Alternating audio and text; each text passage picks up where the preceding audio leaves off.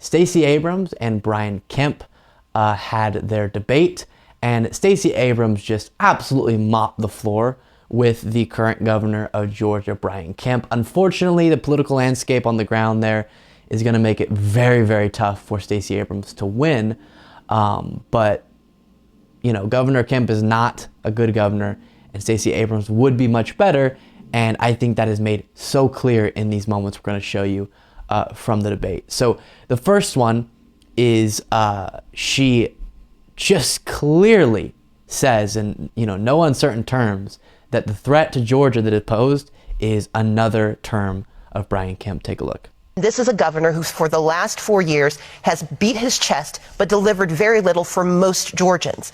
He has weakened gun laws and flooded our streets. He has weakened our privacy rights and women's rights. He has denied women the access to reproductive care.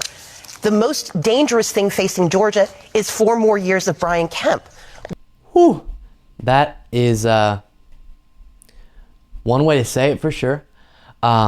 Next moment I want to take a look at, here you go. A lot of Georgians, including African Americans and other minorities, cannot go to work if their kids are not in the classroom. We have the lowest unemployment rate in the country for African Americans. We also were named we're in the top 10 of the states for black entrepreneurship in the state of Georgia. So our economy is incredible, and we will continue to work with all of those entrepreneurs in the days ahead and working class Georgians, because we are the ones that have been fighting for you when Miss Abrams was not. We were giving tax refunds. We were doing tax cuts. We were suspending the gas tax to help you deal with 40-year high inflation when she was criticizing us. Stacey Abrams, 30-second rebuttal. I would point out that Mr. Kemp did not address the needs of purchasing and contracts for black and brown owned businesses, which is what he has refused to do for the last 16 years. We know that $10.9 billion has been delivered to the state of Georgia through 2 recent acts at the congressional level. And Brian Kemp does not have a plan for making certain that people of color have access to those contracts, access to purchasing. It was only in July of this year that he finally acknowledged that there might be a problem. He has said that we need to study it. I would tell him, just cheat off of my paper. I know the answer. We need a governor who actually believes in equity, racial equity, economic equity in the state of Georgia.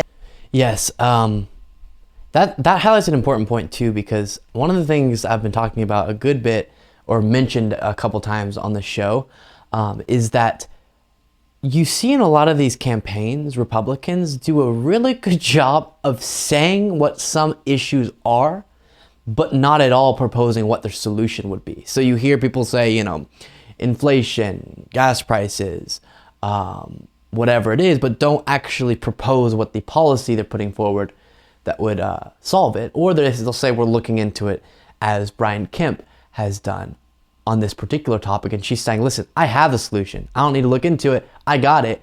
And that's what, Georgia voters need. So good stuff there. And then he makes an absurd claim about there already being universal background checks, which we know not to be the case with purchasing a firearm.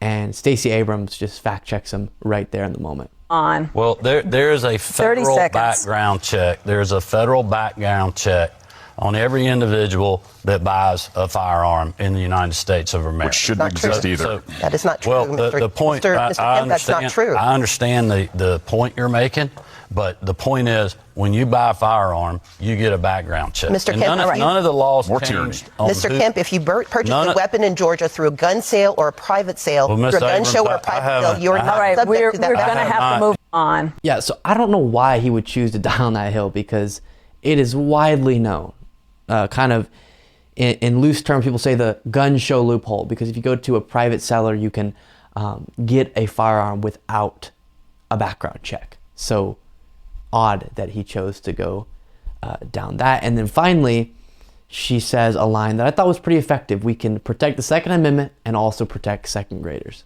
Let's be clear. I believe that we can protect the Second Amendment and protect second graders at the exact same time. That means that, yes, more people are buying guns, but that's because they think that's the only way to protect themselves, because guns have flooded our streets. These are communities that want to be safe. They don't want to have to carry weapons. I know how to shoot. My great-grandmother taught me. But I know that the person who is most responsible is the person who holds the weapon. And that is why I will quote Ronald Reagan. We'll stop it there, but I do think the long used misunderstanding of the Second Amendment is one of the most upsetting parts about politics, because anytime you discuss common sense regulations and actions that could be taken on gun control, the response is instantly Second Amendment, Second Amendment, Second Amendment, Second Amendment. And they don't even have a conversation about it, because everything about this comes back to no Second Amendment. But just like everything, just like every freedom that we're granted, there are some limitations, 100%.